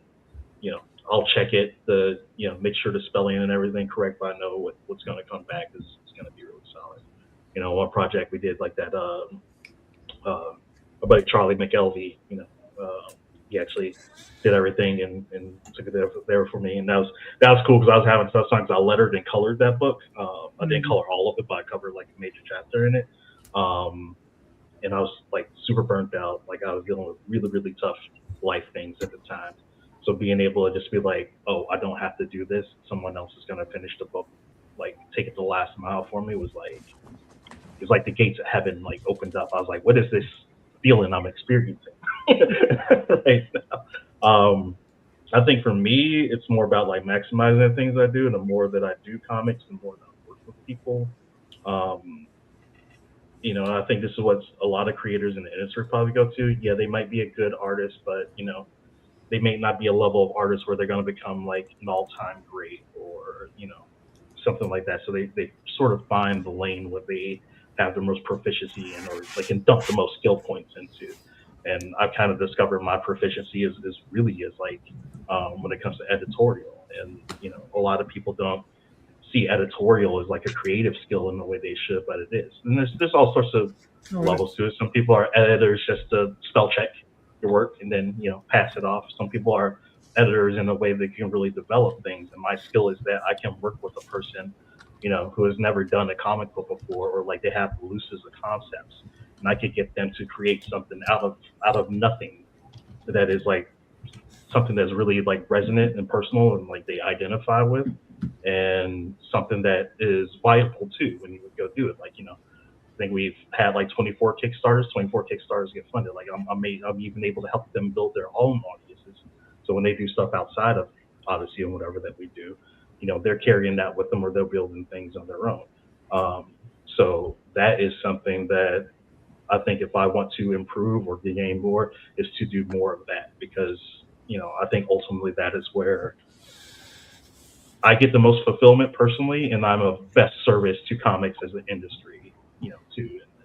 where more of my place lies, rather than just banging out books. It's like, how can I be like supportive and sort of like, a community builder and things like that, and try to get people like to just make the best work they could possibly do, and then do it in a way that's like actual fun and not just like being a hard ass or telling people their stuff sucks or like anything like that. Just like really getting in touch with at the core what we all are like doing this for, and trying to do more of that stuff. And that's hard to do because it does take time, and I was even burning myself out on that. And like I would go to LA, I would go to have coffee or go to meetings with like, 4 different people in an afternoon and not come back fucking exhausted and, need a week to recover from all that, and then continually like following up with them. So, even that comes with a little grain of salt on its end. But I think I'm doing the things necessarily to try to get to that point, like this late this year and then on next year too.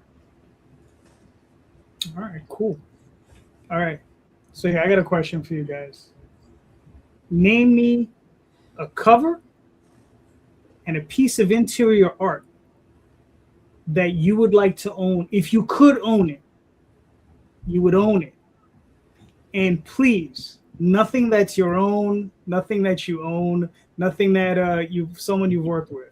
So a cover and a piece of interior artwork that you'd like to own from whomever. That's not you. The same book or what? The same book or could be 2 different books? 2 different books. 2 different books. Okay. Different creator, different creative teams. Yeah, anybody. I think. Well, let's go, Ray. I need a minute if that's okay. Can you skip me and put me in number 2 in line here? Damn, Ray. You're Canadian. I'm high maintenance. What can I tell you? I can tell. Dan, what are your thoughts? Yeah, the first thing that pops into mind is quite obviously the cover for Action Comics #1. I mean, were that around anywhere? And if I had the billions needed to purchase said cover, that would be it. And I guess the interior page where it had like the origin. So, they kind of condensed that. So just from a historical perspective and just, again, a flat out first idea that comes to mind. I mean, almost anything having to do with, here's a little thing just sitting here next to me. Almost anything having to do with that cover, I'm grabbing. Here's another cover I backed for that I really liked. Yeah, look at it there. All right.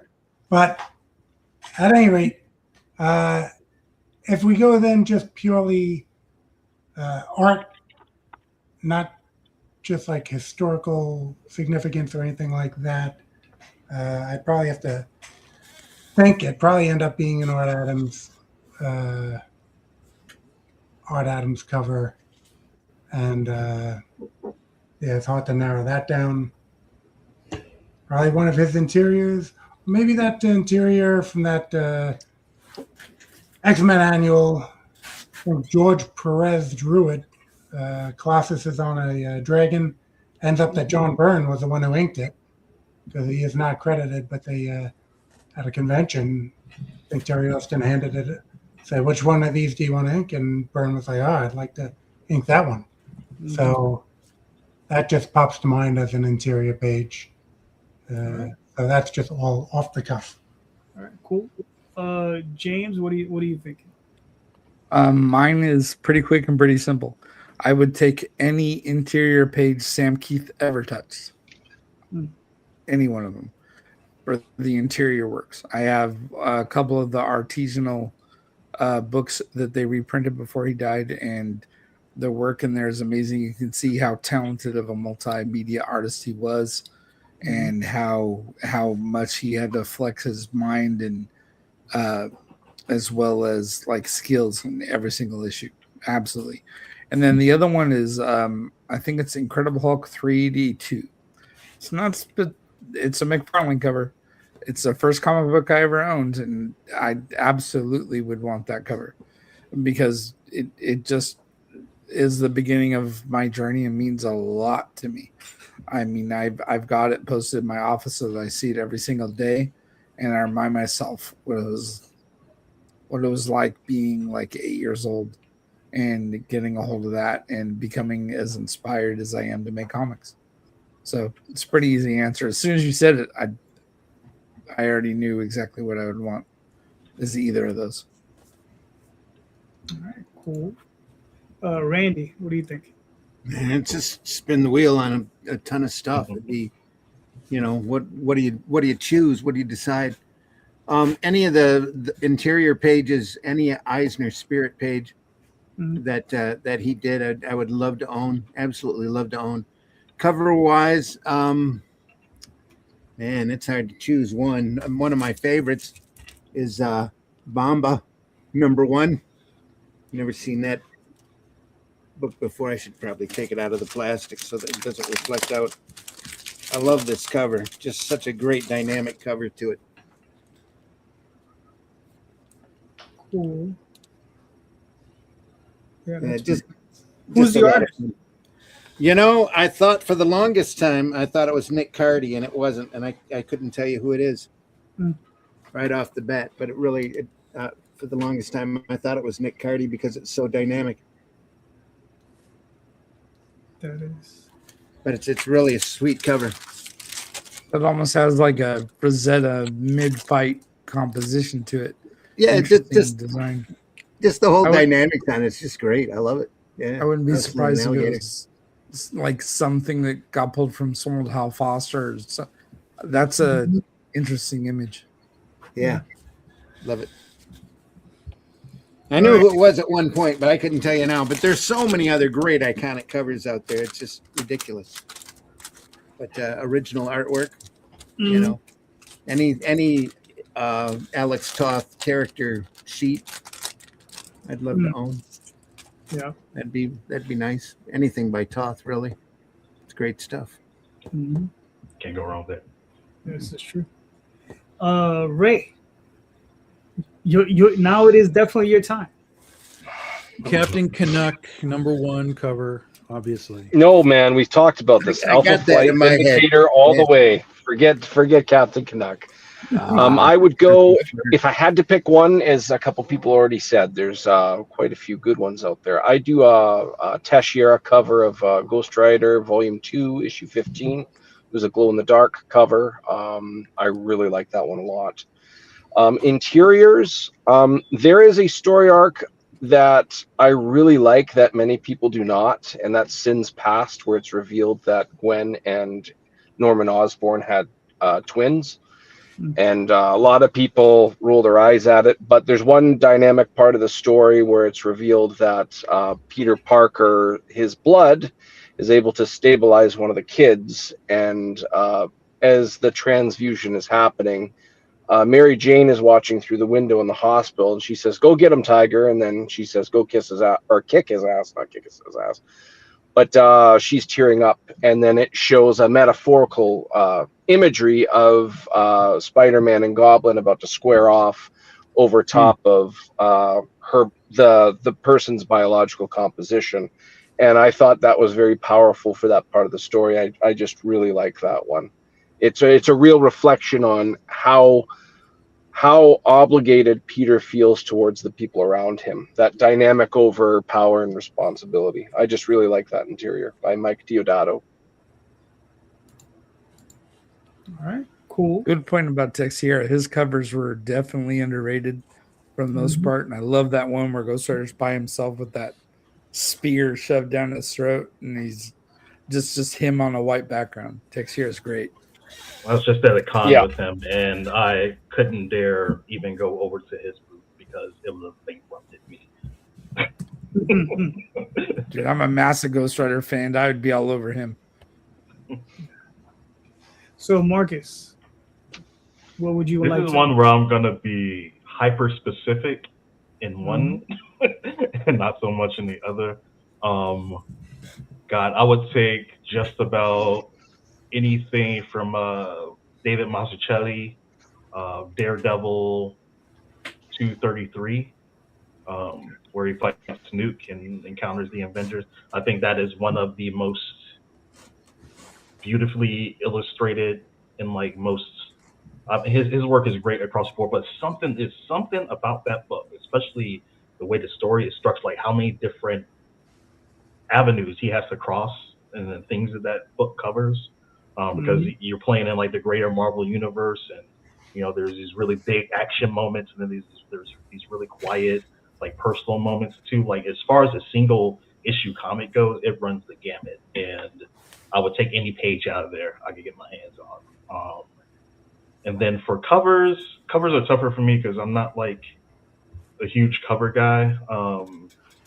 There's just like certain artists where I just like their style for like a certain character, and like I think like two of my big ones I have work from them already, so I have trouble thinking about another one that I would get. But probably anything from Mike Wieringo or Bruce Timm. I think they're like probably two of the most influential, if not the two most influential artists to me personally, that I don't have any of their work or original work from. Obviously, Mike Wieringo is no longer with us, so you know all of his stuff is hyper valued. It's difficult to get original pages from unless you got the bank account to do it, which I do not. And then Bruce Timm is he's ever elusive too, and he's he's alive and kicking, but also hard to get any original artwork of anything that he's done. So yeah, if I hit the lottery or had that level of disposable income, those would probably be the two guys. I make sure I had something from them in my collection. All right, cool. Tom. So that Ghost Rider cover you were talking about, James, I'm pretty sure that was Joe Quesada that did that one. Stark white background, and he's kind of all jacked up with the spear going through. That was Joe Quesada. Yeah. Damn it! I own that one. I didn't Tex even does great. Tex does great stuff, but that one I'm pretty sure was Joe. For me, there's tons of things that I'd love. I can't get greedy anymore because I have my Grail. That's the first comic book I ever bought was Godzilla number 16 and by Herb Trimpe. And I have it. It's here. So I can't be greedy anymore. But there's some cool stuff that I'd love. I mean, I came up with Wonder Woman, so there's tons of Wonder Woman covers from like the 70s that would be amazing, obviously, to have. And then George Perez's run, like so many of those covers are like, oh my God, what is this guy doing? But one that stands out that George did was issue 31, and it was Wonder Woman and the Cheetah. But it was like this. The whole cover was black and red, and a little bit of white for like some lighting. But it was very sort of graphic design. It was a huge red sun, black clouds. The characters were like black and red, and they're like kind of like posed to like fight each other on on these opposite sides of the corners of the covers. I've always loved that one, so that would be fantastic. I also loved, I think it was issue 3 of his series, where it's a shot of Wonder Woman fighting like she's like fighting like a snake goddess or something, and it's just like he literally drew like hundreds of snakes just like flying at her. It's just like this wild perspective, and it's all just perfect. And I'm like, oh my God, that cover's always blown me away. Like just the ability to I can't even imagine him being like, can I get 100 snakes in here? Like this would I have to have 100 snakes. If a writer wrote that for me to draw 400 snakes. Yeah, crazy. And then the interior page, there's plenty of grails, but there is one grail that I want, and Dark Horse was doing Godzilla comics for a while, and there was a mini series within that series where they were sending him through time, various places in time, and one of the stories is he shows up and ends up sinking the Titanic, and there's a splash page that Brandon McKinney did where Godzilla's coming up out of the water and cracking the Titanic over his back. And I was like, oh my God. And I met him at a con one time, and I was like, so do you have it? He's like, no, don't even ask. That's gone. And I was like, you have anything from that issue? And he says, I got a few pages. So I did find one page where Godzilla is on it with the Titanic, and he's just off in the background, and there's a whole bunch of like people in the water or whatever. So I did get the next page, but that one has always stuck with me, and I will find it someday. Brendan McKinney is local. He shows up down here at the comic shop like quite often. Local where? I'm out in Sacramento. Sacramento? Yeah, that sounds right. Yeah. I've met him a few times. He did a bunch of ElfQuest stuff. That's where I got to know him, and then he went over to Godzilla, and yeah. He's a cool dude. Yeah. All right, cool. For myself, it's an EC comic by Wally Wood, Weird Science number 16, and it's you have a UFO over a field, and you have an alien coming out, and you have like these 3 little kids, just like terrified about what's going on, and it's a beautiful cover. So it's just like one of those things. It was just always a very striking cover to me. So it's something I always enjoyed looking at. I was just like, yeah, I like that one. Another for an interior page, and man, like everybody says, there's a lot, right? Like, and I'm like, I had to choose between Walter Simonson and oh damn, now I'm blanking on his name. He did Thor 300. Keith Pollard, and I like there's probably half a dozen pages from that book I'd want to have, but probably the very first page where you see Erisham and he's holding up an image of Thor just brooding, right? And I think that would be the page I'd want to have, and that is a beautiful, beautiful page. And I mean, because as much as I love Walter and his Thor, Keith Pollard has always been my quintessential that's Thor illustrator for me. That's always been like, that's Thor. Anything that's come after that is like, yeah, that's Thor, but Keith Pollard did Thor. Yeah. So oh man, while we're talking about this, just from my personal experience, I feel like this is the hack that I found. If you ever have anyone you really like, you want artwork from them or something original, scope all of the planning at like Comic Cons that you would like to go to or visit and see who has the earliest panels. You go to them.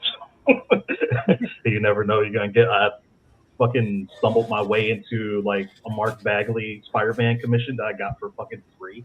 It's personalized. It was like one of my prized possessions. He's like my absolute favorite like Spider-Man artist. And then during a really slow con, Kevin McGuire, who did Justice League International and everything, he was having a really slow time. I was going to buy a print from him. He was only taking cash at the time, but we ended up just like shooting the shit for an hour straight. I later went and got the cash to come back. Turns out he did me a pro bono commission of Batman punching Guy Gardner in the face, and I got that. Nice. So yeah, if there's a slow con and it looks like people are bored, that's the opportunity to. That's the time to strike. Yep. Yes. All right, gentlemen, we made it to hour 2. Thank you so much for being here. All you guys are great. Let's start with Mr. DM Ray down there. Where can we find you and your work, sir? You can find me on Instagram as Raymond the DM. You can also find me on Facebook as DM Ray. Follow my profiles. I have some cool announcements coming up in the not too distant future. All right, cool. Randy? If you got to talk to me, you can find me primarily on Facebook, a little bit of X there under Randy Zimmerman. But I podcast twice a week and show off some great sequential artwork. Sunday mornings at 9 a.m., we do the Sunday Funnies. And then Friday mornings at 5 a.m., we do Comics by Night. And both programs, we pull out great old, well, not necessarily old, but great sequential art from all different time periods from all over the world and sit there and analyze them and talk about the subject matter and let the conversation wander all over the place. So go over there and if you can, we're archived over at the Comic Book Black Belt YouTube channel, the Randy Zim YouTube channel, and the Indie Comics Network YouTube channel. So go over there and take a look at our archive. We've been doing it for a few years now. Really, really proud of those podcasts. So hope you go over there and enjoy them. Other than that, it's the Atlantean, Arrow Comics, mycomic.com. Cool. James? I can be found over on Instagram at James Burton II. I can be found at angerbrainartworks.com. And right now, the Ballad of Nod is running on Kickstarter. All right, cool. Dan. Yeah, I have Dan Sehn on Facebook. I have Argo Comics Facebook page, Argo Comics on YouTube, on X, on Instagram, on Kickstarter. I have it as Argo Comics as well. But again, if you search GWP right now, you'll get to my Kickstarter page, and hitting the profile will get you to the past and upcoming launches. All right, cool. Marcus, where can we find you and your work? Find us at odysseycomics.com, and we've been most active lately on Instagram at Odyssey Comics Official. Make sure you stay checked in with us. We got some announcements coming this week on our next books, our plans for San Diego Comic-Con, and a lot of stuff too that's going to be really cool for local creators down here in Southern California. So be on the lookout. Cool. Tom. BigDogInk.com. Get your books. I'll be in San Diego in a couple of weeks. I'll be at the Antarctic Press booth with all kinds of critter goodies. And then we'll be back in August for the next part of the Legend of Oz 15-year anniversary celebration. Very nice. You can find me on Facebook and Instagram, all those different places. YouTube this Tuesday, back with Rob Multari, and next Sunday night. And just remember, everybody, please check out the show notes, because in the show notes are the links to all of these creators' campaigns and all of their websites. So go click on those links, buy those books. These creators are all impassioned. They all do great work. So please pick up some of their work. They definitely deserve your support. They're all doing fantastic work. So thank you so much, everybody. And just remember, read more indie comics, especially ours. Have a good night, everyone. Thank you. Take care. See ya.